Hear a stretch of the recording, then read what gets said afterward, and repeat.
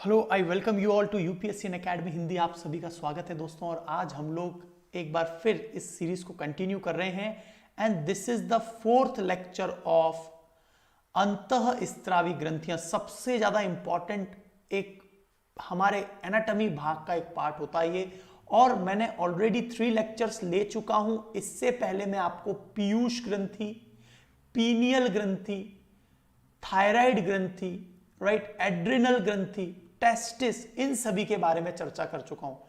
और अब मैं चर्चा करूंगा ओवेरी, और आपको साथ ही साथ में रिप्रोडक्टिव सिस्टम भी, ओवेरी का मतलब होता है अंडाशय, इसकी मदद से बिल्कुल क्लियर हो जाएगा।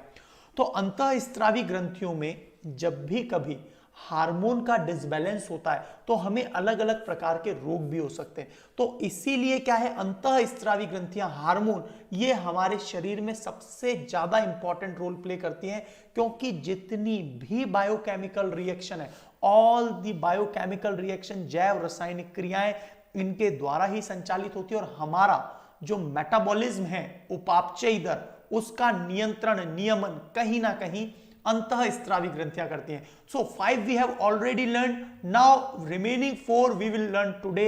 आज हम लोग ये सब कुछ करने वाले हैं, तो हम लोग आगे बढ़ते हैं दोस्तों। और यहां पर आपको स्क्रीन पर एक बहुत इंपॉर्टेंट इंफॉर्मेशन, जो कि एक अनाउंसमेंट के तौर पर भी मान लीजिए, बहुत बहुत ज्यादा इंपॉर्टेंट ये सेक्शन चल रहा है दोस्तों, कि आपको डेली लाइव शेड्यूल मेरा जो रहेगा वो मैं बता देता हूं। ये फिक्स है, दिस शेड्यूल इज फिक्स, जो मैं अभी अनाउंस करने जा रहा हूं। लेकिन इसके अलावा भी मैं कई बार YouTube की स्पेशल क्लासेस लेता रहता हूं। तो कई बार मेरी YouTube पे 3 से 4 क्लासेस चली जाती हैं। अनअकैडमी लर्निंग ऐप पर आज टोटल 3 क्लासेस हैं। तो इस प्रकार से दोस्तों आपको यहां पर यूपीएससी अनअकैडमी हिंदी पर आपको कौन कौन सी क्लासेस मिलती है वो मेंशन कर देता हूं।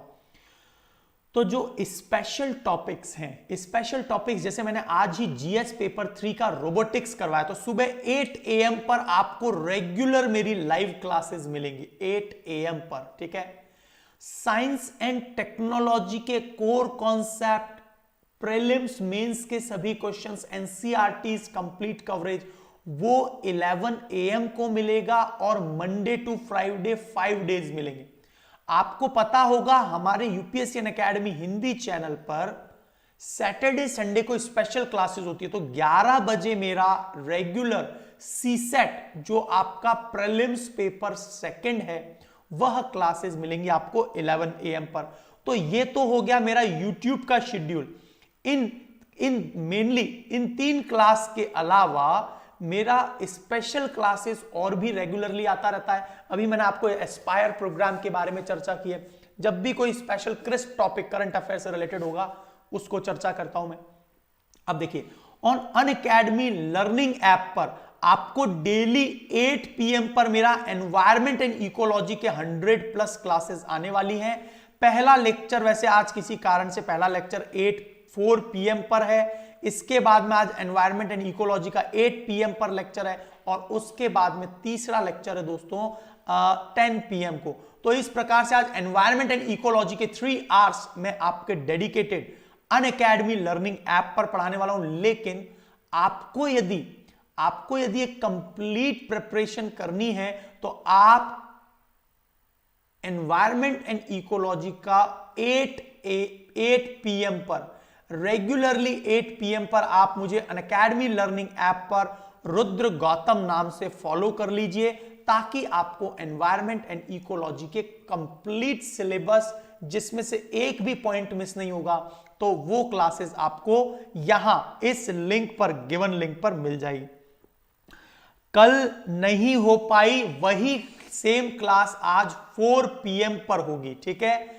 अब से 4 घंटे बाद, 4 आवर्स के बाद में आपकी क्लास रहेगी एक, ठीक है। जब 12 बजे आप फ्री होंगे, उसके बाद 4 PM पर आपकी पहली एनवायरमेंट एंड इकोलॉजी की क्लास होगी, और वहां पर मैं आपको एक कंप्लीट सिलेबस बताऊंगा कि ऐसे कौन कौन से पॉइंट्स हैं जिन्हें हमें पढ़ना चाहिए, ठीक है। तो क्लास की शुरुआत कर दें। ये आपको डेली शेड्यूल, तो आप इसको एक बार स्क्रीनशॉट ले लीजिए, ताकि क्या हो जाए, आपको कभी भी याद ना रहे तो आप इसका एक बार स्क्रीनशॉट ले लीजिए, ये मेरा शेड्यूल रहेगा फिक्स, ठीक है। तो चलिए लाइक करते चलिए और हम लोग आगे बढ़ते हैं, राइट, लाइक वाइक करते चलिए, आगे बढ़ते हैं। तो उड़ान की टीम अपना पूरा काम बहुत तेजी से कर ही रही है। मेरा रेफरल कोड यूनिक है क्योंकि not only 10% discount but additionally benefits plus mentorship and guidance में मैं आपकी तैयारी करवाता हूं। सो प्लस कोर्स में आपको एक कंप्लीट तैयारी जो होती है वो प्लस कोर्स में होती है क्योंकि वहां विशेष फैकल्टी है। तो यहां आरपी सर 10 रेफरल कोड की मदद से नॉट ओनली यूपीएससी बल्कि SSC, bank, railways, MPPSC, RPSC, each and every exam goal सभी पे मेरा रेफरल कोड अप्लाई होता है। 10% से ज्यादा यदि आपको कुछ भी फायदा प्राप्त करना है तो आप मुझसे पर्सनली कांटेक्ट कर सकते हैं। यहां तक सारी बात क्लियर हो गई। तो चलिए अब हम लोग आगे चलते हैं सेक्शन की ओर। अब हम लोग सेक्शन को डिस्कस कर लेते हैं। तो दोस्तों देखिए, सबसे पहले जो बात आ रही है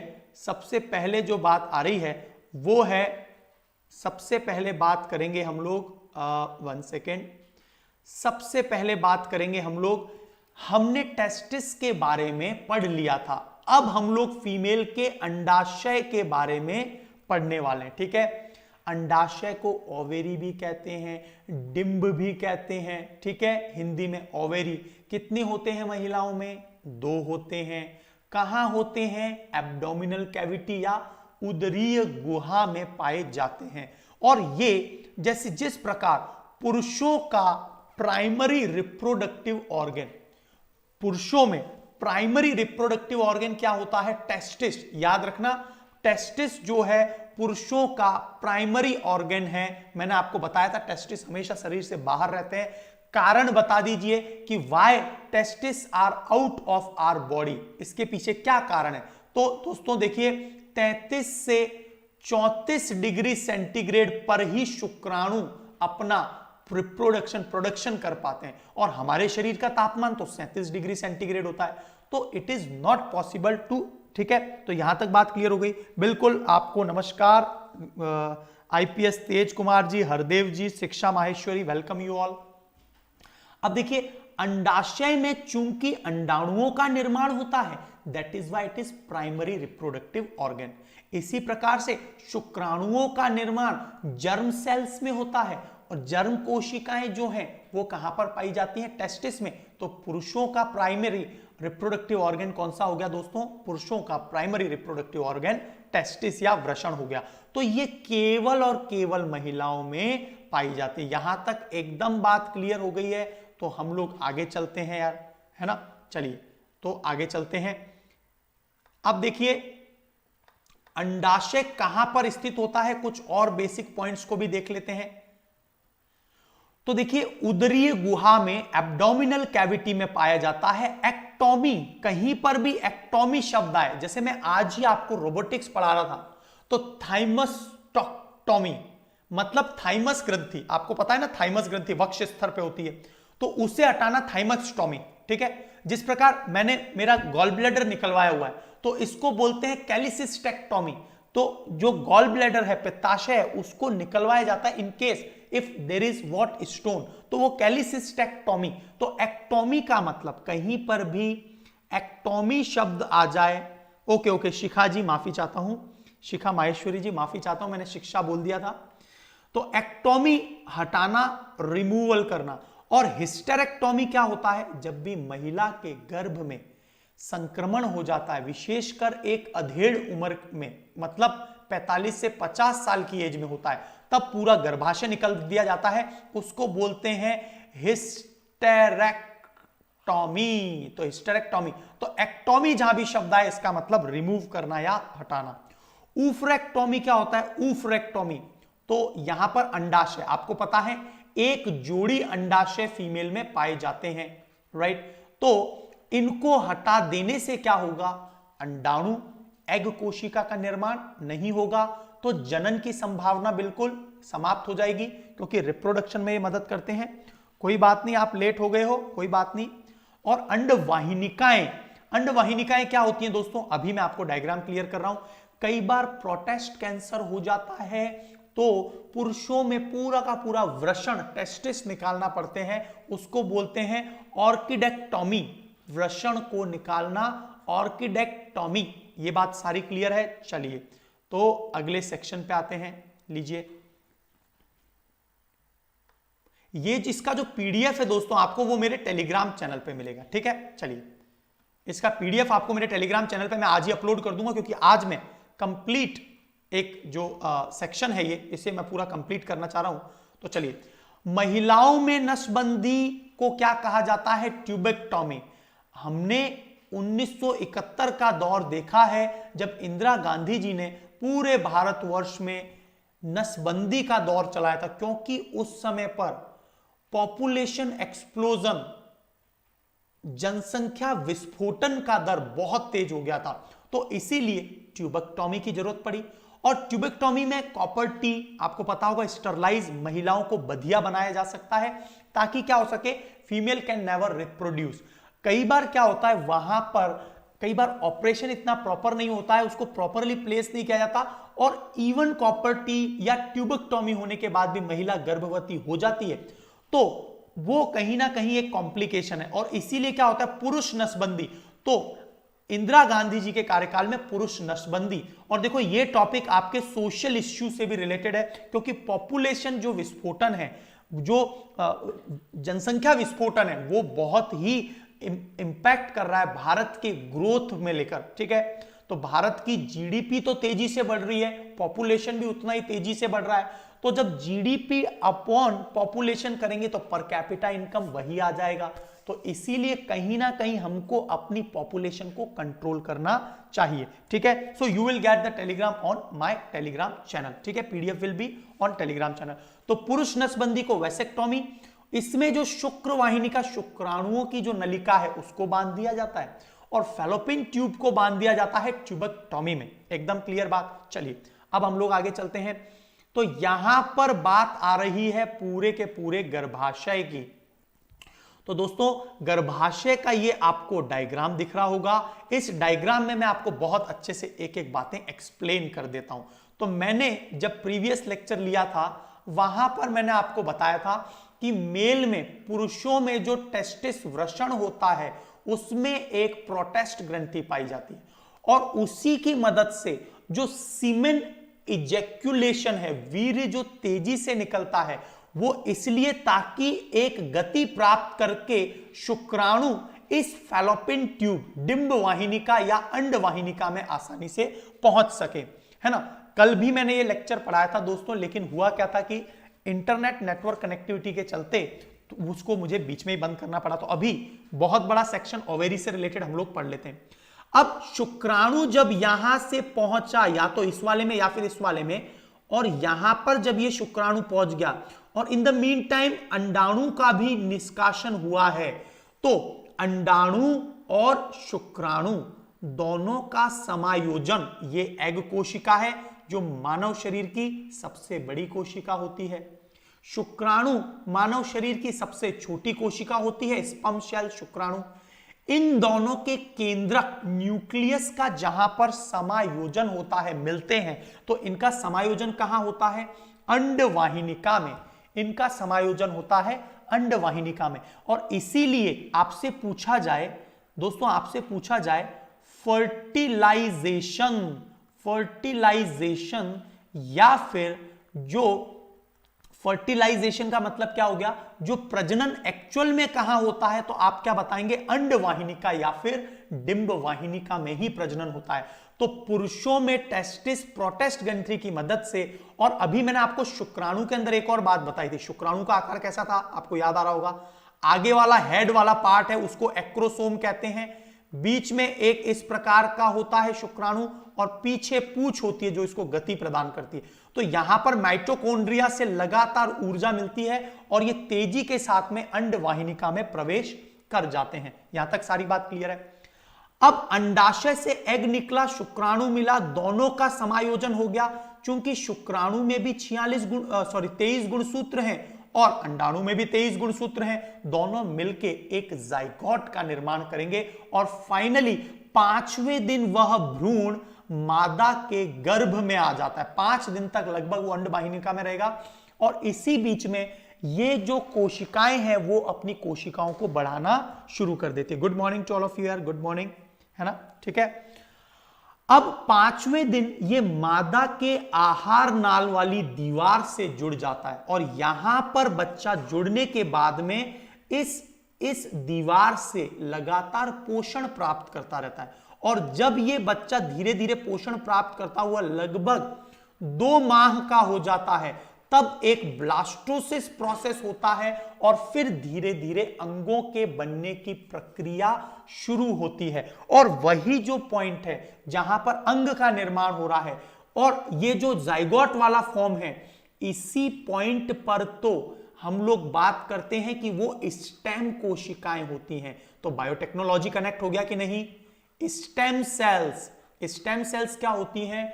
stem cells are the totipotent cells. Stem cell सर्वशक्तिमान कोशिकाएं होती हैं जो किसी भी अन्य कोशिका का निर्माण कर सकती हैं। तो यहीं पर क्या करते हैं हम लोग, इन स्टेम सेल की मदद से किसी भी को नया जीवन दे सकते हैं, नए अंगों का निर्माण किया जा सकता है यदि किसी का कोई ऑर्गन डैमेज हो गया है। This is the stem cell technology. तो सारी चीजें आसानी से कनेक्टिविटी हो गई है।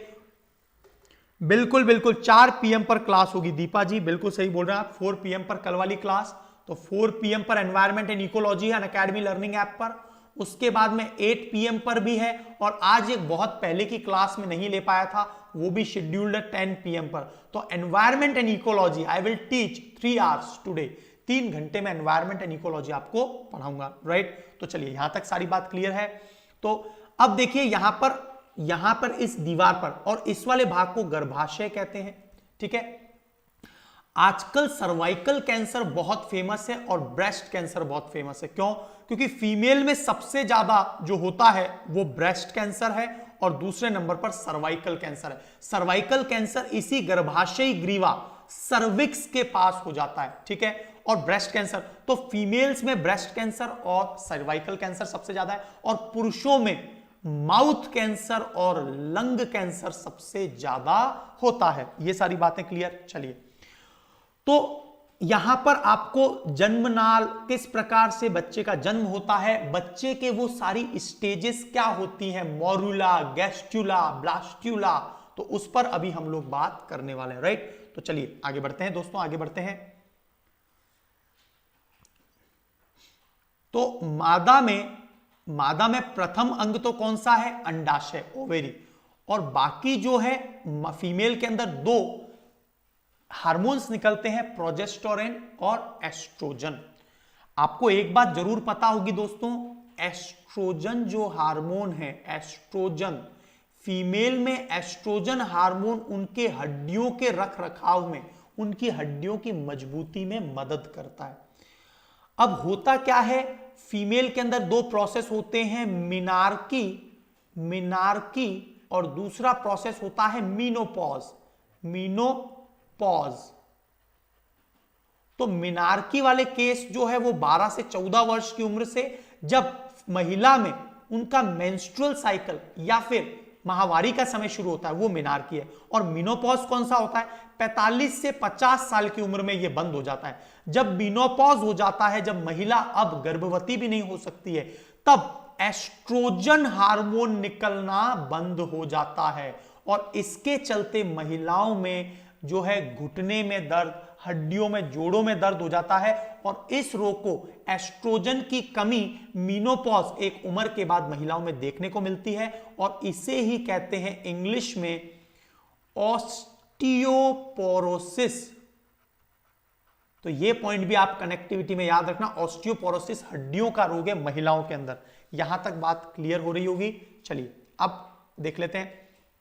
तो जिस प्रकार पुरुषों में गौण लैंगिक लक्षण है, सेकेंडरी ऑर्गन है, जिसमें दाढ़ी मूंछ का बढ़ना, आवाज का भारी होना, है ना, तो इसी प्रकार फीमेल में एक तो गर्भाशय, ये सेकेंडरी ऑर्गन है। प्राइमरी ऑर्गन कौन सा है रिप्रोडक्शन के लिए? ओवेरी। कभी भी गलती मत कर देना, अंडाशय फीमेल में प्राइमरी रिप्रोडक्शन, प्राथमिक जनन अंग है, और पुरुष में प्राथमिक जनन अंग टेस्टिस या वृषण है, ठीक है। चलिए, गर्भाशय मतलब वुम्ब, योनि मतलब कि विजाइना, और बार्थोलिन ग्रंथि, ये तीनों जो हैं इनके सेकेंडरी ऑर्गन होते हैं, ठीक है। और बार्थोलिन ग्रंथि जो योनि वाले भाग में आसानी से एक चिकनापन बनाए रखता है, तो वही ग्रंथि होती है बार्थोलिन ग्रंथि। तो यहां तक एकदम बात क्लियर हो गई होगी। चलिए अब आगे चलते हैं। तो देखिए अंडवाहिनिका, अंडवाहिनिका को हम लोग फैलोपियन ट्यूब कहते हैं। और दोस्तों यहीं पर इस फैलोपियन ट्यूब में ही रिप्रोडक्शन, प्रजनन होता है। तो निषेचन की प्रक्रिया कहां होती है, फर्टिलाइजेशन कहां होता है, तो आप क्या बताएंगे, फैलोपियन ट्यूब। और फैलोपियन ट्यूब क्या है, जहां पर शुक्राणु अंडाणु के केंद्रकों का समायोजन हो जाए। खोज किसने की थी, फर्टिलाइजेशन नाम की भी कोई चीज होती है, हर्टविग नाम के व्यक्ति ने। और जीवों में सबसे पहले जो सी आर्चिन नाम का एक जीव होता है, जिसके ऊपर है ना समुद्र में इस प्रकार से बाल जैसा होता है, आप देख लेंगे सी आर्चिन। तो यहीं पर इसमें ही पहली बार हर्टविग ने निषेचन की खोज की थी, क्योंकि अरस्तु ने इसको पहले ही बता दिया था। इसीलिए सी आर्चिन में सबसे पहली बार रिप्रोडक्शन, फर्टिलाइजेशन की खोज हुई। और अरस्तु की लालटेन भी इसे कहा जाता है, क्योंकि यह लालटेन जैसा दिखाई देता है।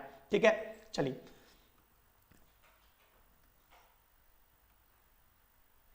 तो अंडाणुओं और देखिए ये पॉइंट आपके एग्जाम के लिए बहुत ज्यादा इंपॉर्टेंट है। तो जो निषेचन की प्रक्रिया है उसमें एग, अंडाणु और शुक्राणु, स्पर्म, इनके जो केंद्रक है न्यूक्लियस, इनका समायोजन हो जाता है। और मनुष्य में निषेचन अंडवाहिनिका में होता है, ये मैं आपको बता ही रहा हूं, डिंबवाहिनिका। अंडाणु जिसमें 23 गुणसूत्र होते हैं, फीमेल गैमेट कहलाता है, मादा युग्मक। फीमेल गैमेट इसका मतलब मादा युग्मक, और मेल गैमेट जिसे शुक्राणु कहते हैं, जो मानव शरीर की सबसे छोटी कोशिका है। दोनों की निषेचन प्रक्रिया अंडवाहिनिका या डिंबवाहिनिका में होती है। और कुल मिला के 46 गुणसूत्र वाला एक युग्मनज जाइगोट का निर्माण होता है। अब जाइगोट से मॉड्यूला बनेगा। ठीक है, तो अलग अलग हम लोग स्टेप और देख लेते हैं कि किस प्रकार से एक गर्भ में फिर आहार नाल से बच्चा जुड़ता है और माता की गर्भ नाल या आहार नाल से लगातार पोषण लेता है। यस और नो, एकदम क्लियर है? क्लियर करते चलिए, लाइक वाइक करते चलिए दोस्तों, यदि आपको वाकई में अच्छा लग रहा है दोस्तों में शेयर कर देंगे। तो ये जो कोशिकाएं होती हैं दोस्तों, वो होती हैं अगुणित कोशिकाएं, मतलब हैप्लॉइड। अब आपको ये टर्म कभी एग्जाम में दिखाई दे जाए, जो कि बायोटेक्नोलॉजी में पूछा जा सकता है, तो हैप्लॉइड का मतलब ही होता है आधा, या फिर 23 गुणसूत्र और 23 गुणसूत्र। तो ऐसी कोशिकाओं को क्या बोल देते हैं हम लोग, हैप्लॉइड। और जाइगोट क्या होता है, जिसमें शुक्राणु के 23 और अंडाणु के 23 मिलकर 46 का निर्माण करेंगे, वही जाइगोट है, द्विगुणित है, डिप्लॉइड कोशिका कहलाएगी। एकदम क्लियर? तो Sakshi Yadav ji good morning, Gurmel Singh ji good morning, good morning to all of you. चलिए अब देखिए, कई बार क्या होता है, हम लोग, आपने देखा होगा जो एडवांस मॉडर्न लोग होते हैं ना, वो जब भी गर्भ में बच्चा होता है, जैसे मान लीजिए 2 साल तो हो नहीं सकता, क्योंकि हाथी की बात नहीं चल रही है, मानव की बात चल रही है। तो हाथी के अंदर 9 मंथ का पूरा टोटल जेस्टेशन पीरियड होता है। तो जो 9 मंथ का जो जेस्टेशन पीरियड है, उसमें दूसरे महीने में, 5वें महीने में गर्भ में बच्चे की अवस्था क्या है, कहीं वो विकृत तो नहीं हो रहा। तो भ्रूणीय विकृतियों का अध्ययन को टेराटोलॉजी कहा जाता है। यह शब्द आप कभी भी कंफ्यूज नहीं होंगे। ठीक है, टेराटोलॉजी कहा जाता है। राइट, चलिए अब आगे और बढ़ते हैं दोस्तों, आगे बढ़ते हैं। टेराटोलॉजी किसे कहा जाता है, यह क्लियर हो गया है। और एक और पॉइंट देख लीजिए यहां पर कि भ्रूण में विकृति को जो उत्पन्न करने वाले कारक हैं, all the factors which making the zygote deform are known as teratogen. तो उन सभी कारकों को हम लोग टेराटोजोन कहते हैं। और भ्रूण का जो धीरे धीरे विकास होता है, जो मैं पूरा एक क्रम आपको भी बताने वाला हूं, उसे भ्रूणिकी या फिर एम्ब्रियोलॉजी कहा जाता है। और एम्ब्रियोलॉजी, भ्रूणिकी के जनक कौन है दोस्तों, वॉन बेयर। तो ये नाम जरूर याद रखना, von Baer is the father of embryology. ठीक है, और टेराटोलॉजी क्या है, जो बच्चे में, गर्भ में डिफॉर्मेशन हो जाता है, वही टेराटोलॉजी। और फैक्टर्स आर नोन एज टेराटोजेंस, जो जनरेट कर रहे हैं। राइट, चलिए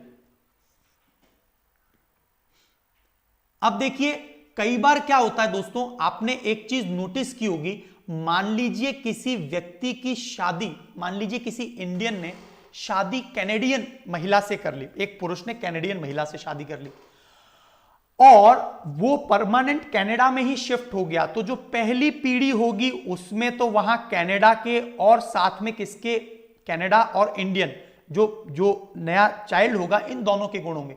लेकिन आने वाली दूसरी, तीसरी, चौथी पीढ़ी जो होगी दोस्तों, उसमें वहीं पर शिफ्ट हो गए, वहां के पारिस्थितिकी तंत्र का, वहां के एनवायरनमेंट का इतना इंपैक्ट होता है कि वो बच्चा पूरी तरह से ऐसा लगता है कि वो कैनेडियन ही है, कभी इंडियन जीन तो रहा ही नहीं होगा। तो इस प्रकार के जो परिवर्तन होते हैं उसे म्यूटेशन या फिर उत्परिवर्तन कहा जाता है। और कई बार इस म्यूटेशन, आप में से कितने लोग एक्सरेज लैब में गए हैं, मतलब आपने कभी हड्डियों की जांच करवाई हो, सीटी स्कैन करवाया हो, तो आपने वहां पर एक चीज नोटिस की होगी, गर्भस्थ महिला बिल्कुल प्रवेश न करे और एक बाहर चैम्बर से उससे बाहर तक महिला का एंट्री नहीं कराया जाता, क्योंकि जो एक्स किरणें हैं, X rays, gamma rays, UV rays, ये बहुत ही ज्यादा हानिकारक इंपैक्ट करती हैं महिलाओं के गर्भस्थ शिशु में और उसमें डिफॉर्मेशन होने की संभावना हो सकती है। ठीक है, ठीक है, ठीक है। चलिए अब आगे चलते हैं। राइट, तो जीनों में होने वाले जो आकस्मिक परिवर्तन है उन्हें म्यूटेशन कहा जाता है। मस्टर्ड गैस के कारण भी क्या हो सकता है, उत्परिवर्तन हो सकता है। ठीक है, मस्टर्ड गैस के कारण भी उत्परिवर्तन हो सकता है। चलिए तो आगे बढ़ते हैं।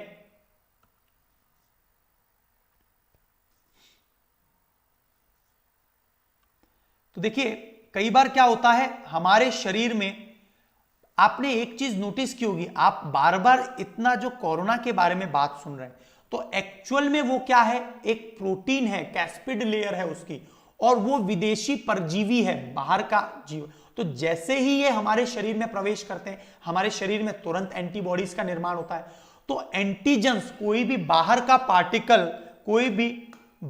पार्टिकल यदि जन्म लेता है तो तुरंत क्या होता है, कोई भी बाहर का पार्टिकल जन्म लेगा तो एंटीजेंस के कारण एंटीबॉडीज बनेंगे और इसके लिए या तो हमारे शरीर में ही इम्यून सिस्टम अच्छा हो, इसके लिए वैक्सीन्स लगाई जाए, पॉलिनेशन परागकण हो, बैक्टीरिया या विषाणु, तो ये सभी एंटीजन। और कैंसर को उत्पन्न करने वाले कारक को क्या कहते हैं, कार्सिनोजेन। आपको पता है कैंसर जनित करने वाले फैक्टर को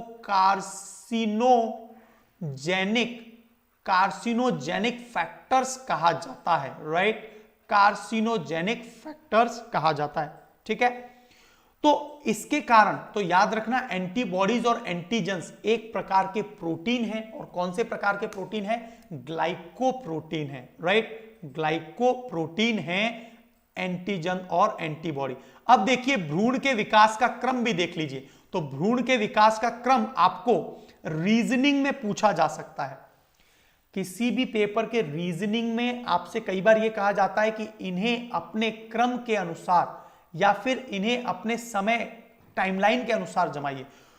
तो सबसे पहले तो जाइगोट बनी जाता है 23 गुणसूत्र, और 23 गुणसूत्र मिलकर फिर इनमें क्लीवेज क्या होता है, किसी चीज में टूटना, बिखराव होना, क्लीव होना, है ना। और उसके बाद 2 से 3 दिन के बाद 8 सेल के लगभग जो है मोरुला का जन्म होता है।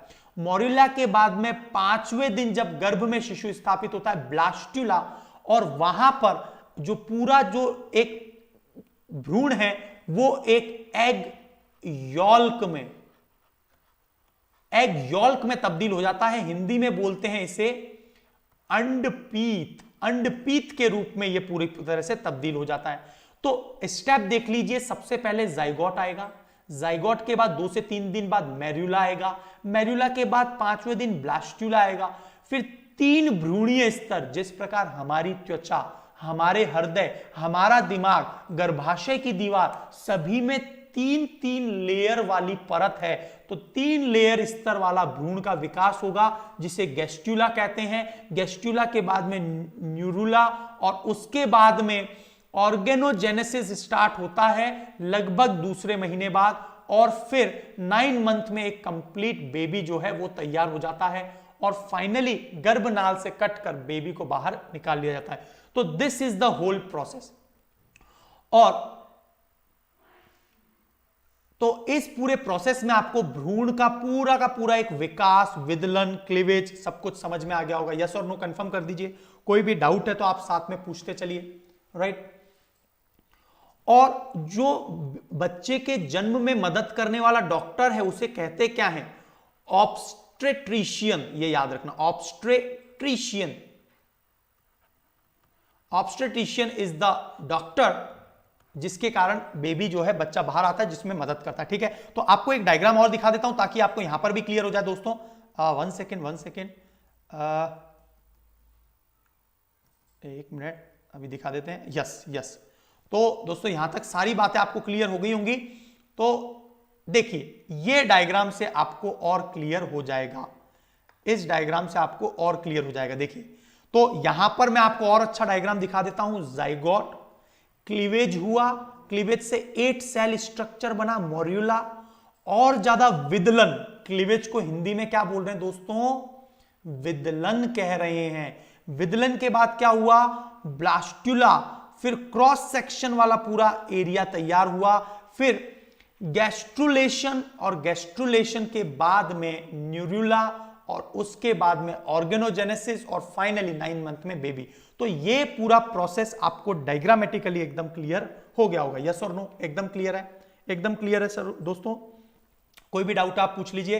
तो यहां तक यदि आपको सारी बात क्लियर हो गई है तो अभी बहुत सारे इंपॉर्टेंट पॉइंट्स बाकी हैं, उन सभी को मेंशन कर देता हूं ताकि एग्जाम में ऐसा कोई भी पॉइंट ना रहे जो आपको ना आता हो, या फिर कभी भी। दोस्तों देखिए, बेसिक पढ़ने का सबसे बड़ा उद्देश्य है क्या?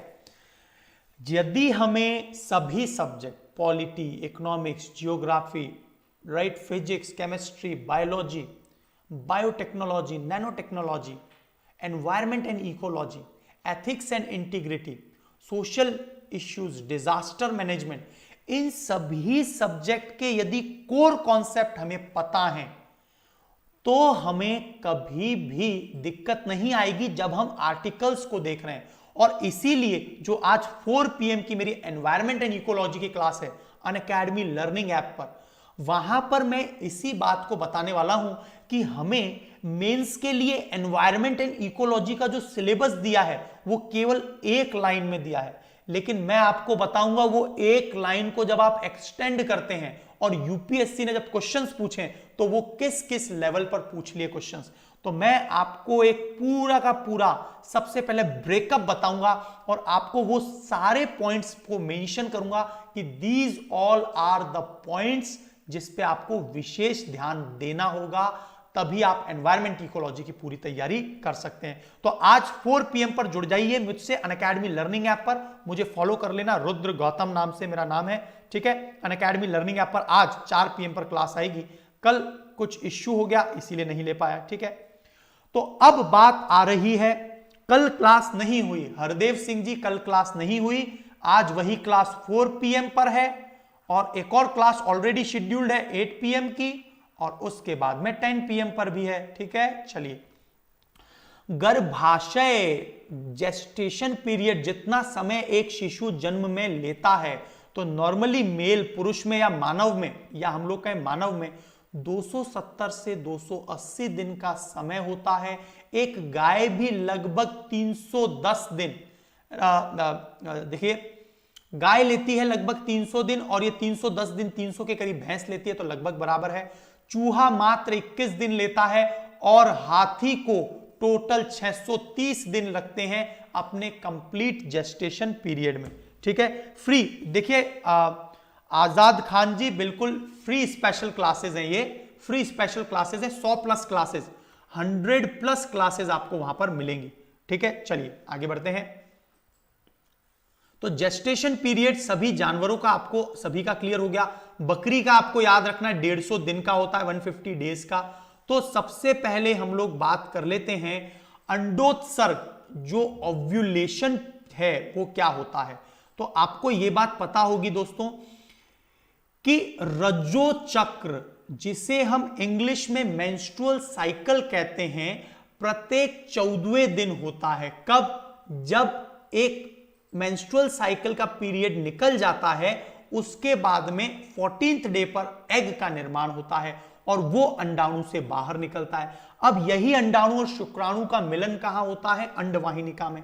अंडोत्सर्ग अंडाणु का अंडाशय से अंडवाहिनिका में आना होता है। देख लीजिए, पॉइंट क्लियर हुआ। एग जो है वो ओवेरी से निकला, अंडाशय से निकला, अंडवाहिनिका में आया और शुक्राणु भी वहां पहुंच गया और दोनों का मिलन हो गया, वहीं पर जाइगोट का निर्माण होगा। फिर मॉड्यूला, ब्लास्टुला, नेरुला, ठीक है, वो सभी प्रोसेस बता दिए मैंने आपको। तो एक जनन कोशिका में एक अंडाणु से बनता है, 3 नष्ट हो जाते हैं। जबकि शुक्राणु में दोस्तों हमने क्या देखा था? एक जनन कोशिका है 46 गुणसूत्र की, उसमें पहले 23 गुणसूत्र और 23 गुणसूत्र का कोशिका बनती है। मैं ये टेस्टिस वृषण में शुक्राणु कोशिका की बात कर रहा हूं। शुक्राणु कोशिका में एक कोशिका से दोस्तों 4 कोशिकाएं बनती हैं, जबकि जनन कोशिका अंडाणु में एक ही अंडाणु बनता है, 3 नष्ट हो जाते हैं। ये प्रोसेस भी आपको याद रखना है। इसका पीडीएफ जो है मेरे टेलीग्राम चैनल पर मिलेगा, ठीक है। चलिए, अब आपको यहां तक सारी बात क्लियर। तो महिला के 1 माह में एक अंडाणु फिक्स निकलता है, और ज्यादा फिक्स बताऊं मैं तो एवरी 28th डे पर एक अंडाणु फिक्स निकलता है, ठीक है। तो पुरुष में ये 2 और 2 को बनाएंगे तो पुरुषों में एक जनन कोशिका से 4, जबकि महिलाओं में, ठीक है, ये बात आपको याद रखनी है। प्रतिमा राज्यवर्धन जी गुड मॉर्निंग, शमिलप्रीत कौर, सुमित कुमार जी और यश्वरी जी गुड मॉर्निंग। कोई बात नहीं, लेट हो गए, लेकिन आज बहुत इंपॉर्टेंट लेक्चर था। आप इसको रिकॉर्डेड वर्जन को देख लेंगे। तो अंडाणु 48 आवर्स में सक्रिय हो जाता है। सक्रिय का मतलब समझ गया आप, कि यदि अंडाणु 48वें घंटे में निकलने के बाद में सक्रिय हो गया, तो यदि इसमें स्पर्म अपने एक्रोसोम की मदद से अंदर इंसर्ट हो जाएगा तो ये एक्टिवेटेड है अभी। अब यहां पर जनन की संभावना पूरी, प्रजनन की संभावना, रिप्रोडक्शन की पूरी संभावना हो सकती है। यहां तक सारी बातें क्लियर है। चलिए, तो आगे बढ़ते हैं दोस्तों, आगे बढ़ते हैं। लाइक वाइक भी करते चलना यार, जो भी नए स्टूडेंट आए लाइक करते चला करो, हमेशा मोटिवेशन बढ़ा के रखा करो फैकल्टीज का। जब भी कभी फीमेल में से, टेस्टिस का तो मैंने बताया है शरीर से बाहर रहता है ताकि 3 से 4 डिग्री टेम्परेचर कम रहे, लेकिन जब भी अंडोत्सर्ग होता है तो महिलाओं का टेम्परेचर 0.5 डिग्री बढ़ जाता है। और अपने पूरे एक जीवन काल में, मान लीजिए किसी महिला का मेंस्ट्रुअल साइकिल 12 वर्ष से शुरू हुआ, मीनो मिनार्की, और मान लीजिए उसका रजोधर्म 50वें वर्ष खत्म हुआ, तो इस पीरियड में, जैसे यहां पर इन्होंने 13 से 45 वर्ष लिखा है, यदि किसी का 12 से भी हो जाता है। और एक और बात बताऊं मैं आपको, अभी हाल ही में मैं हॉस्पिटल्स में था, तो मैंने बहुत सारी, आपको पता है बहुत सारी हॉस्पिटल्स में आजकल चार्ट्स वगैरह लगे होते हैं, तो जिन भी फीमेल में मेंस्ट्रुअल साइकिल, ये बहुत अच्छा अपडेट बता रहा हूं मैं आपको, और ये बात मैं नहीं कह रहा, सभी भारतवर्ष के हॉस्पिटल्स में ये चार्ट्स लगे हुए हैं। जिन भी फीमेल्स में मेंस्ट्रुअल साइकिल जो है, जिन भी फीमेल में मेंस्ट्रुअल साइकिल 12वें वर्ष में हो जाता है, मतलब अर्ली मेंस्ट्रुअल साइकिल कई बार 11वें में भी हो जाए, तो उनमें दोस्तों उनमें ब्रेस्ट कैंसर की सबसे ज्यादा संभावना होती है। पॉइंट क्लियर हुआ? उनमें ब्रेस्ट कैंसर की सबसे ज्यादा संभावना होती है, और इसीलिए हमें इन चीजों का ध्यान रखना है। और इसके लिए यदि हम पहले से ही सतर्क हैं तो कई प्रकार के ऑपरेशंस वगैरह होते हैं, उसकी मदद से ऐसा नहीं होगा। ये अवेयरनेस तब आती है जब भी कभी हम हॉस्पिटल में जाएं, हम लोग लाइन में लग रहे हैं, तो हम अपने ज्ञान को, क्योंकि हेल्थ इज वेल्थ दोस्तों, यदि हमारी हेल्थ नहीं है ना, एक मैं बहुत शानदार बात बताता हूं आपको, जिंदगी के लिए आपके काम आएगी। देखिए, मेरे लिए मेरे माँ बाप, किसी के लिए अपने माता पिता सबसे पहले होंगे, लेकिन मेरे अनुसार सबसे पहले आप स्वयं हैं। जब आप हैं तभी आपको अपने माँ बाप दिखाई दे रहे हैं, तभी आप उनकी मदद कर सकते हैं। और आप यदि स्वस्थ हैं, आपका ये अंदर का सारा कुछ चीज सही चल रहा है, मेटाबॉलिज्म सही चल रहा है, तभी तो आप अपने मदर फादर की मदद करेंगे, तभी तो आप अपने लक्ष्यों को प्राप्त कर सकेंगे। इसीलिए जो हेल्थ है उसको हमें सबसे ज्यादा प्रायोरिटी देनी चाहिए, राइट? वॉकिंग करना है तो करना है, this should be on the first priority. तो सबसे पहली कुछ चीज है, ये पृथ्वी, ये यूनिवर्स बाद में है, पहले हमारा शरीर है, हमारा शरीर चल रहा है, then only we are working. Yes और नो? यहां तक बात क्लियर है? तो आपको ये सारी बातें क्लियर हैं। तो महिलाओं में होता क्या है दोस्तों, मैं बता देता हूं। महिलाओं में क्या होता है कि 12 वर्ष यदि अर्ली स्टेज में मेंस्ट्रुअल साइकिल शुरू हो गई तो उन्हें ब्रेस्ट कैंसर का, सर्वाइकल कैंसर का खतरा ज्यादा होता है। ये चार्ट्स में, हॉस्पिटल में लिखा हुआ, दिस इज द अवेयरनेस, और हम अवेयरनेस को सबसे साइडलाइन कर देते हैं। तो हमें रेगुलरली हेल्थ के बारे में पढ़ना चाहिए। 13 से 45 वर्ष की उम्र में हर 28वें दिन, या मैं मान लूं 1 माह में, तो लगभग अपने संपूर्ण जीवन काल में एक महिला 400 अंडाणुओं का निष्कासन करती है। यहां तक सारी बात क्लियर है? ठीक है, चलिए अब हम लोग आगे बढ़ते हैं दोस्तों। आगे बहुत से इंपॉर्टेंट पॉइंट है। अभी हमें अग्नाशय ग्रंथि पढ़नी है, जो सबसे ज्यादा क्वेश्चन पेपर में आता है। थाइमस ग्रंथि के बारे में भी मैं बताने वाला हूं, और उसके बाद में पैराथायराइड ग्रंथि रह गया है। तो दीज 4 ग्लैंड्स वर रिमेनिंग, और हमको टोटल कितनी ग्लैंड पढ़नी थी? 9 पढ़नी थी। मैंने एक एक पॉइंट को आपके सामने रख दिया है। चलिए अब देखिए हम लोग आगे की ओर बढ़ते हैं। तो देखिए यहां पर लैंगिक लक्षण क्या होते हैं? एक तो प्राइमरी होते हैं और सेकेंडरी। तो प्राइमरी तो वे ये जन्म से ही विकसित हो जाते हैं। तो प्राइमरी कौन से हैं? जैसे मेल के अंदर टेस्टिस, वृषण आ गया तो ये प्राइमरी है। फीमेल के अंदर ओवेरी आ गया तो ये जन्म से ही शुरू हो जाते हैं। लेकिन द्वितीयक लक्षण क्या होते हैं? सेकेंडरी, जो हमारे जन्म के बाद एक एज के बाद में, जैसे महिला में 12 से 14, पुरुष में लगभग 14 साल में दाढ़ी मूंछ का आना, और फीमेल के अंदर जो है ना, ठीक है। तो ये सभी बातें आप साथ में पढ़ते चलेंगे। ठीक है, आप लोग कुछ पॉइंट्स स्वयं भी पढ़ लीजिए। राइट, अब देखिए ये सभी जो है हड्डियों का मजबूत होना। राइट, थैलार्की क्या होता है? तो देखिए थैलार्की, आपको ये टर्म्स जो हैं एग्जाम के लिए आपको पता होनी चाहिए। थैलार्की क्या होता है तो आप एक बार पढ़ लीजिए। राइट, है ना। और प्यूबार्की क्या होता है? जननांगों पर बाल का आना। मीनार्की क्या होता है? महिला में रजोदर्म, मेंस्ट्रुअल साइकिल की शुरुआत होना। और सही क्रम क्या है दोस्तों? फीमेल में सबसे पहले, ये क्रम पूछा जा सकता है, सबसे पहले थैलार्की आएगा। राइट, है ना। ठीक है, सो डेवलपमेंट ऑफ ब्रेस्ट, तो सबसे पहले थैलार्की होता है, ये बात याद रखना। फीमेल में सबसे पहले थैलार्की होगा, उसके बाद में, है ना, जननांगों पर बाल आना मतलब प्यूबार्की, और उसके बाद में मीनार्की, और मीनोपॉज तो आपको पता ही है। यहां तक बात सारी क्लियर है? चलिए, तो ये सारे पॉइंट्स जो होते हैं दोस्तों, हमें पॉइंट्स में याद रखने। मैंने बहुत से टर्मिनोलॉजीज आपको क्लियर कर दी है। अब देखिए ये डायग्राम आपके एग्जाम बायोलॉजी और एनसीईआरटी के लिए बहुत ज्यादा इंपॉर्टेंट है। ये डायग्राम अंडोत्सर्ग, एग का निष्कासन।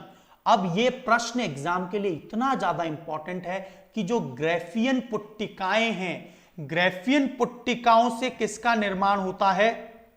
याद रखना, एस्ट्रोजन का। जैसे आपने पढ़ा होगा लैंगरहैंस की द्विपिकाएं, उनसे इंसुलिन, ग्लूकागॉन हार्मोन का निर्माण होता है अग्नाशय पैनक्रियाज में।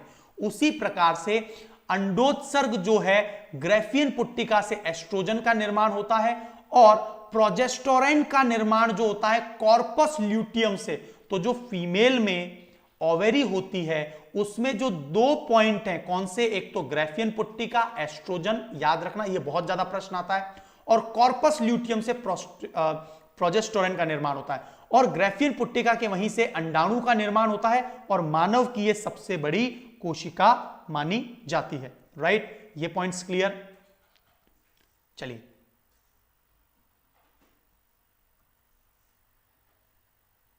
अब देखिए यहां पर आपको फीमेल में एस्ट्रोजन और प्रोजेस्टेरोन, ये दोनों को फीमेल हार्मोन के नाम से जाना जाता है। एस्ट्रोजन, प्रोजेस्टेरोन हार्मोन, और ये मादा में हार्मोन है। दोनों ही द्वितीय गौण लैंगिक लक्षण का काम कर रहे हैं, क्योंकि जन्म के बाद हमारे शरीर में आए हैं।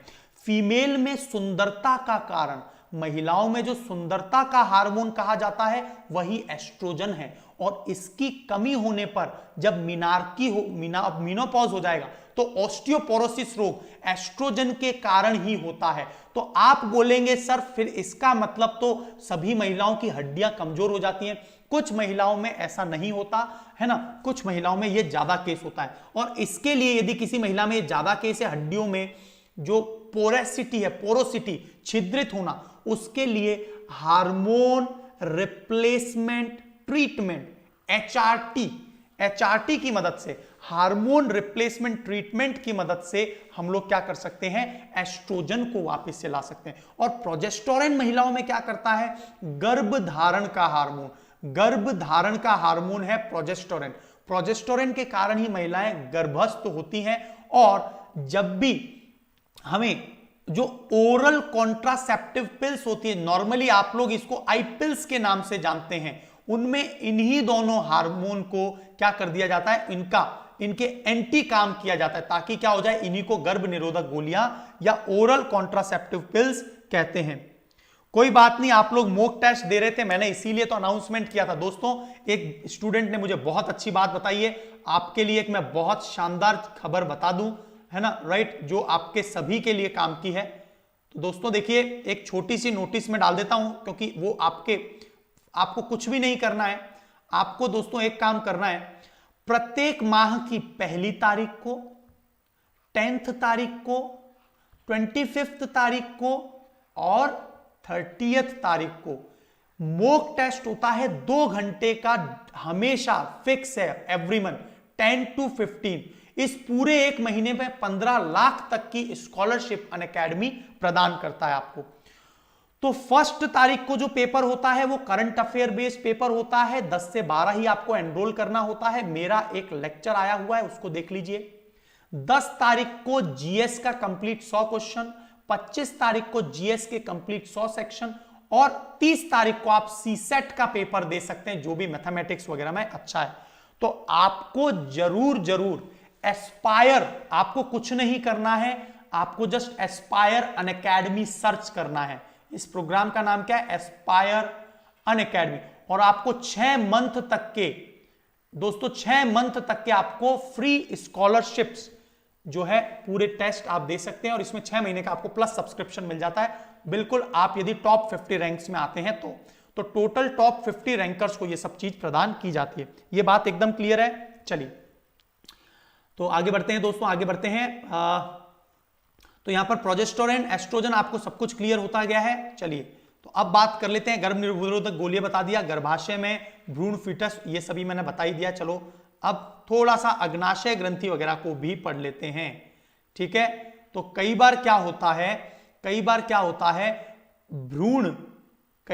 है भ्रूण हत्या, फोइटिसाइड, तो भ्रूण की हत्या फोइटिसाइड कहलाता है। हिस्टेरेक्टोमी मैंने बहुत अच्छे से आपको बता दिया है कि सर्जरी या शल्य चिकित्सा के माध्यम से गर्भाशय में कोई संक्रमण हो जाता है तो उसे नॉर्मली 45 वर्ष की उम्र के बाद ये कैंसर की गांठ बन सकती है। नॉर्मली फीमेल में जो 3 समस्याएं वो क्या है, एक तो ब्रेस्ट कैंसर, एक सर्वाइकल कैंसर और तीसरा गर्भाशय में संक्रमण होने पर हिस्टेरेक्टोमी की मदद से पूरा का पूरा गर्भाशय को शरीर से बाहर निकाल लिया जाता है, ठीक है। सो आरव चारण जी आ चुके हैं, ये मुझसे पर्सनली ऑफलाइन बहुत अच्छी क्लास ले चुके हैं, 3-4 साल पहले मेरी क्लास लिया करते थे। आरव चारण, आपका स्वागत है यार दोस्त, है ना। तो चलिए 45 वर्ष की उम्र तक, ठीक है, सारी बातें एकदम क्लियर है। चलो तो अभी मुझे कुछ और पॉइंट्स आपको और बताने हैं, तो हम लोग सीधा चलते हैं दोस्तों। पहले मैं आपको थाइमस ग्रंथि और पीनियल ग्रंथि में आपको पढ़ा चुका था दोस्तों।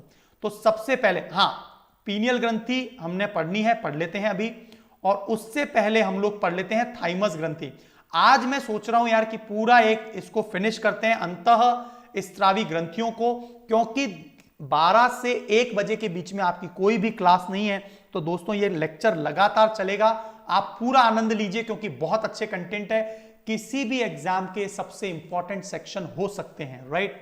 चलिए तो थाइमस ग्रंथि के बारे में मैं ब्रीफ में इंट्रोडक्शन दे देता हूं, राइट। थाइमस ग्रंथि, थाइमस ग्लैंड, ये छाती में वक्ष स्थल में पाई जाती है, थाइमोक्सिन नाम का हार्मोन निकालती है। WBC 5 प्रकार की होती है, उसमें जो सबसे इंपॉर्टेंट WBC है उसका नाम है लिम्फोसाइट, और लिम्फोसाइट के परिपक्वन मैच्योरिटी के लिए जिम्मेदार है थाइमस ग्रंथि। जब बच्चा छोटा होता है, मतलब 8 से 10 साल का होता है, उस केस में बच्चे की थाइमस ग्रंथि 2 गुना हो जाती है, और जैसे ही वो अपनी युवावस्था में आता है 19-20 साल का होता है तो पुनः उसी आकार में आ जाती है। यह थाइमस ग्रंथि है। कई बार विशेष रोग हो जाते हैं तो पूरी थाइमस ग्रंथि को निकाल लिया जाता है। एक क्वेश्चन आपसे पूछा जा सकता है दोस्तों, मानव शरीर में वेस्टिजियल ऑर्गन कौन कौन से हैं? तो वेस्टिजियल ऑर्गन क्या होते हैं दोस्तों? अवशेषी अंग, जैसे हमारा अक्कल दाढ़, अपेंडिक्स, वैसे ही थाइमस ग्रंथि जो वृद्ध लोग होते हैं उनमें कोई काम की नहीं होती, क्योंकि इसने अपना बचपन में काम कर दिया है। लिम्फोसाइट नाम की कोशिकाएं, जिनका टोटल जो जन्म है 20,000 दिन के लिए लिम्फोसाइट कोशिकाएं हमारे शरीर में प्रतिरोधी तंत्र बनाए हुए हैं, उसके निर्माण करने में थाइमस ही जिम्मेदार है। और इसीलिए कहा जाता है जो बच्चा छोटा होता है और वो बीमार होता है और उसकी थाइमस ग्रंथि मैच्योर नहीं हो पाती है तो वो पूरी जिंदगी भर बीमार चलता है। This is the reason thymus gland. तो ये सारी बातें क्लियर हो गई होंगी। प्रतिरक्षा ग्रंथि, इम्यून ग्लैंड, ओके। बायोलॉजी के डिफिकल्ट वर्ड लर्न नहीं हो रहे हैं तो आप मेरी बात ध्यान से सुनिए यार। थाइमोक्सिन बोल रहा हूं, फील कीजिए, अंदर तक फीलिंग आनी चाहिए यार। फीलिंग सबसे बड़ी चीज है यार, है ना। फीलिंग में तो आप कुछ भी कर जाते हैं, है ना। अपनी फीलिंग में आप कुछ भी कर जाते हैं, यस और नो। तो फीलिंग जो है सबसे बड़ी चीज है जिंदगी। चलिए तो देख लीजिए, मैंने आपको जो बात बताई थी वो यहां पर लिखी हुई है। पूरी की पूरी बात मैंने कथा गा दी है आपके सामने।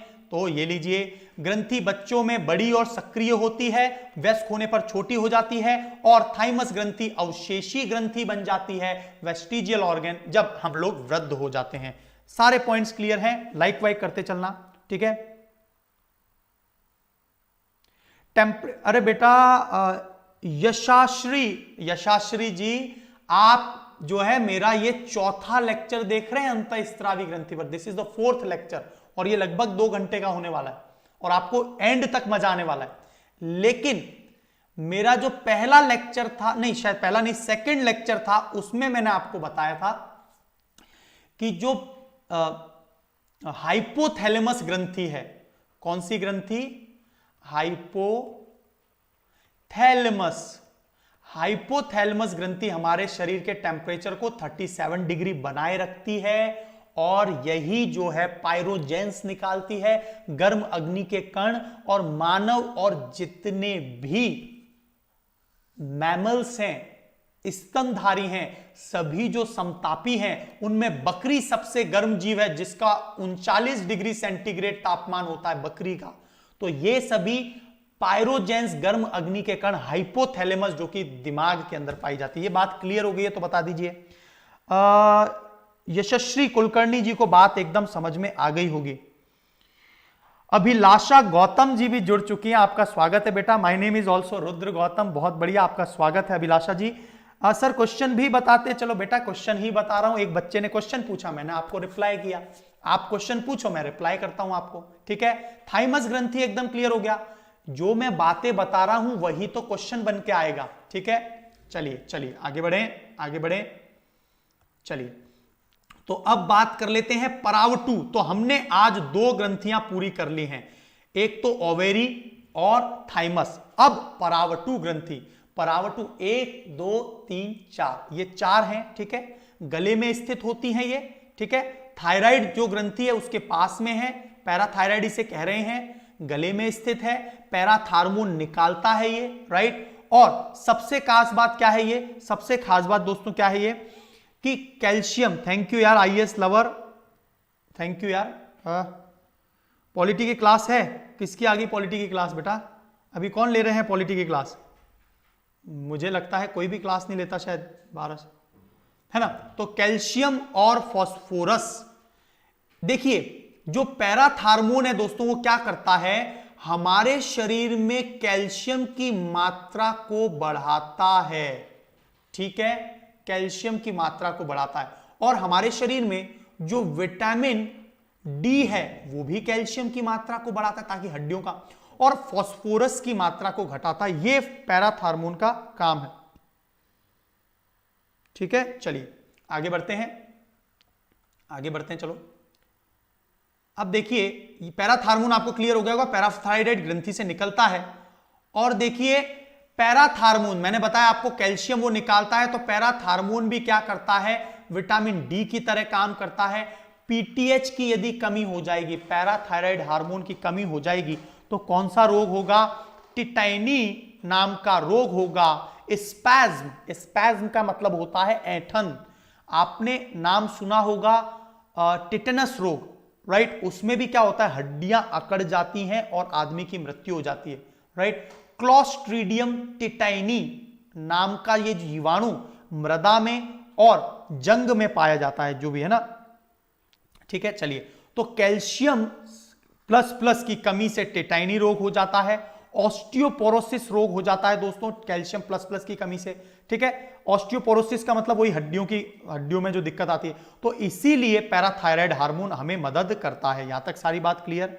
चलिए, तो देख लीजिए कैल्शियम किसका काम कर रहा है, देखो रक्त के स्कंधन का काम कर रहा है, मांसपेशियों में जो संकुचन है दोस्तों, ये जो मांसपेशी जो बंद हो रही है, खुल रही है, उसके लिए कैल्शियम जिम्मेदार है। हमारे शरीर में जो रक्त का थक्का बनता है, वो जो फाइब्रिनोजन के जो जालक बनते हैं, जो रक्त के थक्का ब्लड क्लॉट को बनाते हैं, उसके लिए भी कौन जिम्मेदार है? कैल्शियम जिम्मेदार है। हड्डियों की मजबूती, दांतों की मजबूती के लिए भी कैल्शियम ही जिम्मेदार है, ठीक है, ठीक है, ठीक है। चलिए आगे बढ़ते हैं, आगे बढ़ते हैं। कैल्शियम प्लस प्लस एकदम क्लियर हो गया, आगे बढ़ते हैं। चलो, तो अब आपको हड्डियों के रखरखाव के लिए पैराथायराइड। अब आ रही है बात पीनियल ग्लैंड।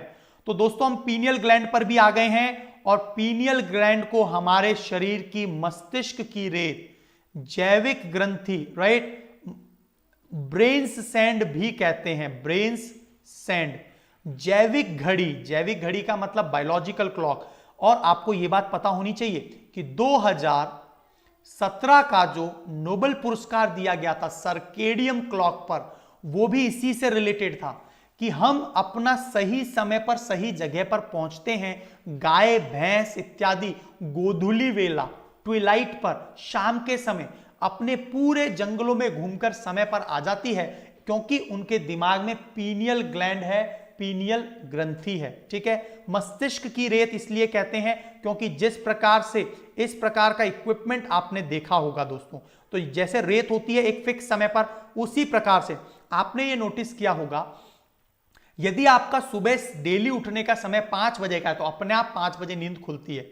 आपके फ्रेश होने का समय, आपके खाने का समय, राइट, आपके सोने का समय, यदि आप अपना एक फिक्स शेड्यूल बना लेंगे ना दोस्तों, तो आपको हमेशा उस समय नींद आएगी, उसी समय आप उठेंगे, उसी समय आपको भूख लगेगी, और इसे ही बोलते हैं पावर ऑफ शेड्यूलिंग।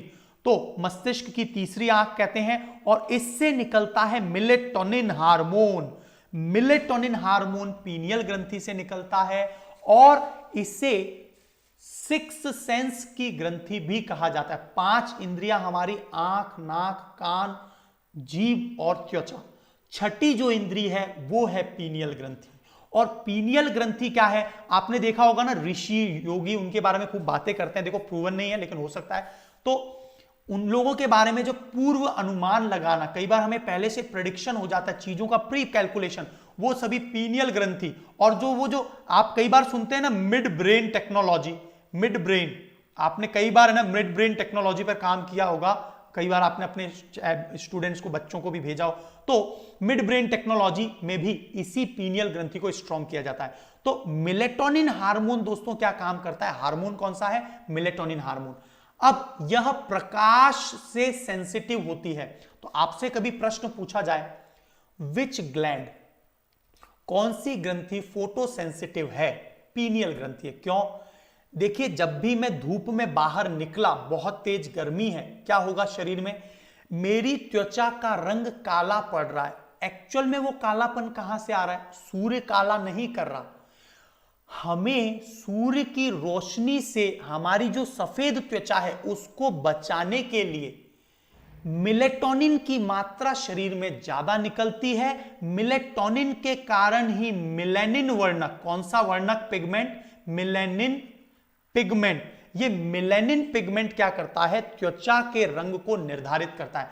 यदि त्वचा काली पड़ती जाएगी तो सूर्य की रोशनी ज्यादा इंपैक्ट नहीं करेंगी, हमारे शरीर को जलाने का काम नहीं करेंगी। तो इस तरह से हम पूरी तरह से अनुकूलनशीलता में ये हमने अडॉप्ट कर लिया है। तो मेलेटोनिन हार्मोन आपको क्लियर हो गया होगा।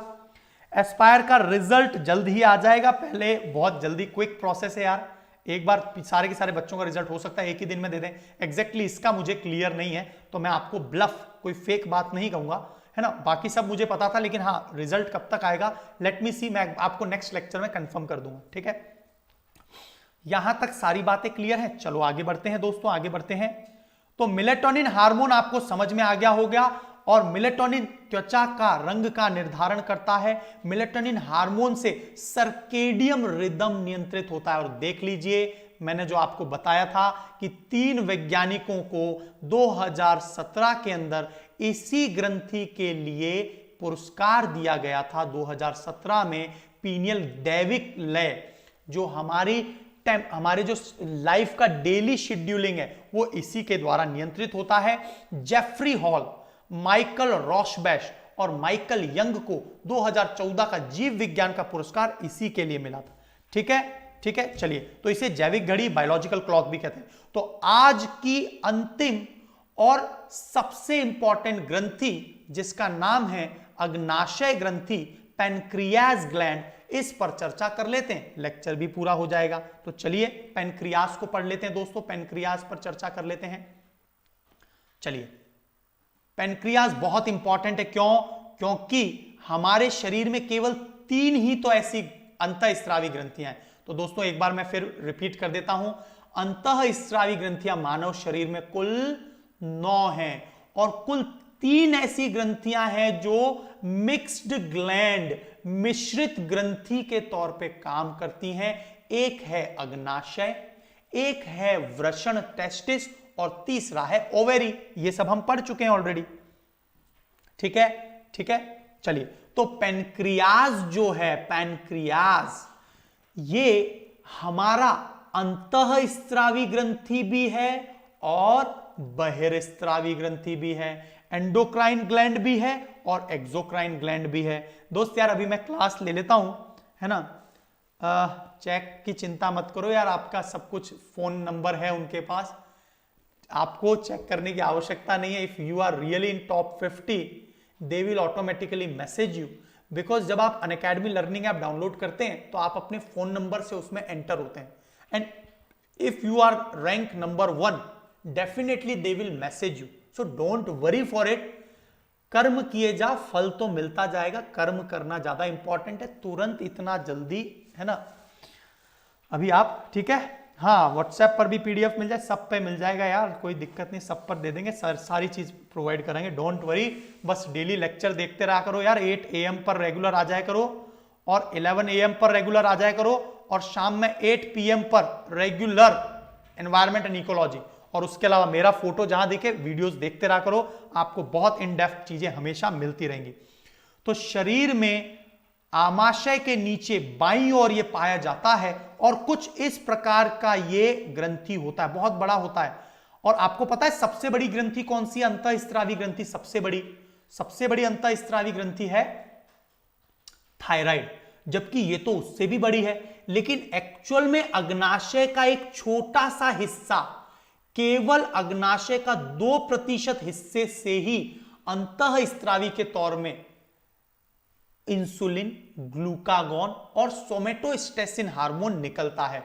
बाकी ये ग्रंथि हमारे पाचन में मदद करती है, हमारे प्रोटीन, कार्बोहाइड्रेट और वसा को पचाने में। तो यह एक ऐसी ग्रंथि है जिससे एंजाइम्स भी निकल रहे हैं और हार्मोन्स भी निकल रहे हैं। यस, पैनक्रियाज, ठीक है। अब ये जो मैंने दोस्तों आपको 2% बता दे दिया अल्फा कोशिका, जो गोल वाली हैं उन्हें मैंने नाम दे दिया बीटा कोशिका, और जो स्क्वायर वाली हैं उन्हें मैंने नाम दे दिया गामा कोशिका। अल्फा से निकलता है ग्लूकागॉन, गामा से निकलता है इंसुलिन, सॉरी बीटा से निकलता है इंसुलिन, और गामा से निकलता है, अरे यार रिफ्रेश कर लिया करो यार, 2 मिनट का वेट कर लिया करो, रिफ्रेश कर लिया करो। मेरी तरफ से 1 सेकंड भी इंटरनेट में ब्रेक होता है तो वहां दिक्कत आ जाती है, तो 2 मिनट में रिफ्रेश कर लिया करो यार, ठीक है। तो अल्फा, बीटा और गामा, ये पॉइंट क्लियर हो गया। अल्फा से ग्लूकागॉन हार्मोन, ग्लूकागॉन क्या करेगा? हमारे शरीर में ग्लूकोज की मात्रा को बढ़ाएगा। बीटा से निकलने वाला इंसुलिन हार्मोन क्या करता है? इंसुलिन रक्त में ग्लूकोज की मात्रा को कम करेगा। ठीक है, रक्त में ग्लूकोज की मात्रा को कम करेगा। यहां तक सारी बातें क्लियर है? रक्त में ग्लूकोज की मात्रा को कम करेगा। और गामा जो है सोमेटोस्टेसिन है, शरीर के विकास में कमी लाने का काम करता है। अभी सब कुछ मैं समझाने वाला हूं। अभी ये समझ में आ गया तो अब मैं लिखित में समझा देता हूं दोस्तों। देखिए, लैंगरहैंस की द्वीपिकाएं समझ में आ गया। 2% तक जो पेनक्रियाज है वो अंतःस्त्रावी के तौर पे काम करता है और 98% बहिर्स्त्रावी के तौर पे काम करता है। और इसे द्वीपिका क्यों कहा गया? क्योंकि यहां पर द्वीप जैसे, आइलैंड जैसे, और इसीलिए इसे लैंगरहैंस की द्वीपिका कह दिया। ठीक है, तो ग्राफियन पुट्टिका किससे रिलेटेड है दोस्तों? अंडाशय से। लैडिग कोशिका, सर्टोली कोशिका, जो मैंने आपको, मेरा एक लेक्चर और आया हुआ है, वृषण पढ़ाया है, जिसमें लैडिग और सर्टोली कोशिकाएं किससे संबंधित है? टेस्टिस से संबंधित है। राइट, यहां तक सारी बात क्लियर है? चलिए एक बार फिर से रिफ्रेश कर लेना यार, रिफ्रेश कर लेना, पहले ही बता देता हूं, रिफ्रेश कर लेना एक बार। ठीक है, ठीक है, रिफ्रेश कर लेना। चलो, तो अब ये लास्ट टॉपिक है हमारे इस पूरे सेक्शन का। तो ये बात आपको बड़ी अच्छे से समझ में आने वाली है। आपको वाकई में लगे लेक्चर अच्छा है, अपने जितने भी, क्योंकि ये लेक्चर भारत के किसी भी एग्जाम के लिए सबसे ज्यादा इंपॉर्टेंट लेक्चर माना जाता है साइंस के मामले में। ठीक है, तो आपके जो भी छोटे भाई बहन जो भी पढ़ रहे हैं उनके साथ शेयर कर सकते हैं, दोस्तों के साथ शेयर कर सकते हैं, सीधा अपने स्टेटस पर लगा सकते हैं, व्हाट्सएप पर मैसेज कर सकते हैं। ठीक है, लैंगरहैंस के जो द्वीप हैं 3 प्रकार के। अल्फा कोशिकाओं से ग्लूकागॉन निकलता है जो रक्त में ग्लूकोज की मात्रा को बढ़ाता है। रक्त में यदि ग्लूकोज की मात्रा बढ़ गई दोस्तों, क्या होगा? ब्लड जब प्यूरिफाई होने किडनी के पास जाएगा तो पानी के साथ में ग्लूकोज भी मूत्र के साथ निकल जाएगा। अब क्या हुआ? अब यह हुआ कि शरीर की जो ऊर्जा ग्लूकोज है वो मूत्र के मार्ग से निकल गई। अब क्या हुआ? यही तो डायबिटीज कहलाता है कि शरीर से ग्लूकोज का निकलता जाना, शरीर का लगातार क्षीण दुबला पतला होता जाना, बार बार भूख का लगना। तो ग्लूकागॉन हार्मोन ग्लूकोज की मात्रा को बढ़ाता है, इंसुलिन हार्मोन रक्त में ग्लूकोज की मात्रा को घटाता है। जिसके शरीर में ग्लूकोज ज्यादा हो जाए, नॉर्मली जो है ग्लूकोज का स्तर यदि 300 प्लस चला जाए, 200 प्लस चला जाए, 250 प्लस चला जाए, क्या करेंगे? इंसुलिन का इंजेक्शन लगाना पड़ेगा ताकि क्या हो सके? ग्लूकोज के स्तर को रक्त में कम किया जा सके। एकदम पॉइंट क्लियर। और गामा जो कोशिकाएं हैं वो सोमेटोस्टेसिन, ये शरीर की शारीरिक वृद्धि को, क्योंकि सोमेटो का मतलब ध्यान रखना दोस्तों बॉडी होता है, सोमेटो का मतलब बॉडी, स्टेसिन का मतलब क्या हो गया? शरीर की वृद्धि में रोकना। तो सोमेटो स्टेसिन, स्टैटिक, रुकना। ठीक है, तो यहां तक सारी बातें क्लियर हो गई हैं। चलिए, तो ग्लूकोज का निर्धारण इंसुलिन और ग्लूकागॉन करते हैं। इंसुलिन की उत्पत्ति जो है इंसुला, अल्फा कोशिकाओं से इंसुलिन की उत्पत्ति होती है, इंसुला से आइलैंड्स। ठीक है, और ये एक प्रकार का प्रोटीन है। इसमें 51 types of different amino acids पाए जाते हैं। और इसमें सबसे इंपॉर्टेंट, इंसुलिन में, यह प्रश्न आपके किसी भी पेपर में आ सकता है, इंसुलिन में कौन सा धातु पाया जाता है? जिंक धातु। जिंक धातु बनाना केले में भी सबसे ज्यादा पाया जाता है, याद रखना। और यह हमारे हेयर ग्रोथ में भी मदद करता है। तो इंसुलिन में जिंक हार्मोन, जिंक तत्व होता है। जैसे आपको पूछा जाता है एकमात्र विटामिन जिसमें तत्व पाया जाता है, साइनोकोबाल्मिन, विटामिन B12, यस और no? So vitamin B12 cyanocobalamin, ये बात क्लियर? ठीक है, जिंक, यस। चलिए आगे बढ़ते हैं, आगे बढ़ते हैं। तो ये बात क्लियर हो गई, इंसुलिन में जिंक हार्मोन होता है। और ये पॉइंट्स जो है ना, बेसिक पॉइंट्स आपको मिलान करने के लिए पूछे जाएं तो आप आंसर दे सकते हैं, इसीलिए मैं पूरी लिस्ट लेकर आ गया हूं। इंसुलिन की वैक्सीन के खोजकर्ता बेस्ट और बेंटिंग थे। फ्रेडरिक सेंगर ने सबसे पहली बार इंसुलिन का खोज किया और उसके लिए उन्हें नोबेल पुरस्कार मिला। तो इंसुलिन की पूरी जो संरचना बताई थी, स्ट्रक्चर बताया था, जब स्ट्रक्चर पता होगा तभी तो हम उसे केमिकली बना पाएंगे, यस और नो? ठीक है, ठीक है, ठीक है। तो फ्रेडरिक सेंगर संसार में एकमात्र व्यक्ति जिसे रसायन क्षेत्र का नोबेल पुरस्कार मिला इंसुलिन। ठीक है, ठीक है। देखिए फ्रेडरिक सेंगर को रसायन में भी और जो है मेडिसिन दोनों क्षेत्र में जो है नोबेल पुरस्कार दिया गया। तो फ्रेडरिक सेंगर तो आपको वैसे भी ये शब्द याद रखने हैं। और अल्प स्त्रवण मधुमेह रोग हो जाता है यदि इंसुलिन कम निकलेगा तो डायबिटीज मेलिटस नाम का रोग हो जाता है। ठीक है, कुल मिलाकर डायबिटीज आपको याद रखना है। राइट, चलिए कोई भी पॉइंट क्लियर नहीं हो रहा पूछ सकते हैं। अब देख लीजिए, ध्यान से पढ़ लीजिए। सबसे ऊपर वाला पॉइंट क्या है, इंसुलिन का ज्यादा निष्कासन हो तो कम निष्कासन, सॉरी गलत कर दिया है, ये गलत कर दिया है, अभी बताते हैं यार, कुछ गलती चल रही है मेरे हिसाब से, उसको पूरा कर देते हैं। ध्यान से देखिए, ध्यान से देख लेते हैं। लीजिए, इंसुलिन के अति स्त्रवण से हाइपोग्लाइसेमिया, बिल्कुल सही है, बिल्कुल। इंसुलिन ज्यादा निकलेगा तो ग्लूकोज की मात्रा क्या होगी दोस्तों, कम होगी, और इसीलिए ग्लूकोज की कमी हो जाएगी। एकदम सही बात है। तो इंसुलिन याद रखना, इंसुलिन ज्यादा निकलेगा तो क्या होगा, हाइपोग्लाइसेमिया। और इंसुलिन यदि कम निकलेगा तो रक्त में ग्लूकोज की मात्रा बढ़ जाएगी। ले आराम, कोई दिक्कत नहीं है ना। और उसके बाद में आगे की बात आ रही है ना, आगे की बात आ रही है। तो देखिए, ये दिवस मैं ऑलरेडी करवा चुका हूं, तो ये 3-4 पॉइंट आप और नोटिस कर लीजिए। मधुमेह के लक्षण क्या हैं, बार बार मूत्र का आना, प्यास लगना, ये सभी मधुमेह के लक्षण हैं। ठीक है, और इसे बार बार प्यास लगना, पॉलीडिप्सिया, बार बार प्यास लगने को क्या कहा जाता है, पॉलीडिप्सिया कहा जाता है। बार बार मूत्र आए तो उसे क्या कहा जाता है, पॉलीयूरिया। और बार बार जो भूख लगती है उसे क्या कहा जाता है, पॉलीफेजिया। ठीक है, यहां तक सारी बात क्लियर है। ये प्रश्न आप कई बार डॉक्टर्स के बीच में भी डिस्कशन होते हुए देखेंगे कि जो डायबिटीज रोग है दोस्तों, जो डायबिटीज रोग है ना, वो 2 प्रकार का होता है, टाइप 1 और टाइप 2। डायबिटीज कितने प्रकार का रोग है दोस्तों, 2 प्रकार का रोग है। तो यहां पर भी हम लोग चर्चा कर लेते हैं कि डायबिटीज में आपको ये टाइप 1 टाइप 2 एग्जाम में पूछे जाते हैं। तो सबसे पहले बात कर लेते हैं टाइप 1। तो टाइप 1 जो है वो पूरी तरह से, ये प्रश्न सबसे ज्यादा इंपॉर्टेंट है किसी भी एग्जाम के लिए, खासकर यूपीएससी के लिए। ठीक है, लाइक वाइक भी करते चलना यार, है ना। इंसुलिन पर निर्भर करता है ये पूरी तरह से, जबकि ये non insulin dependent diabetes mellitus है। ये जो डायबिटीज टाइप 1 है उसका तो कोई सोल्यूशन ही नहीं है, क्योंकि वो आनुवंशिक है। तो टाइप 1 याद रखना आनुवंशिक है। टाइप 2 जो है, हम जो शारीरिक गतिविधियां, हमारा जो खान पान, हमारी जो जीवन की दैनिक स्टाइल है, दैनिक दिनचर्या है, उसके कारण हमें ये रोग होता है। तो टाइप 1 और टाइप 2 दोनों कर लेंगे। देखिए दोस्तों, मैं आपको कल का अनाउंसमेंट बता दूं, ब्लड वाला सेक्शन होने वाला है कल सुबह 11 बजे। ठीक है, तो ब्लड का सेक्शन बहुत ज्यादा इंपॉर्टेंट है, इन डेप्थ इसी तरह की बात किया करेंगे। ठीक है, चलिए आगे बढ़ते हैं। तो यहां पर आपको पता चल गया होगा कि आनुवंशिक रोग है और शरीर में इंसुलिन की कमी हो जाती है, लगातार इंसुलिन के इंजेक्शन देने पड़ते हैं।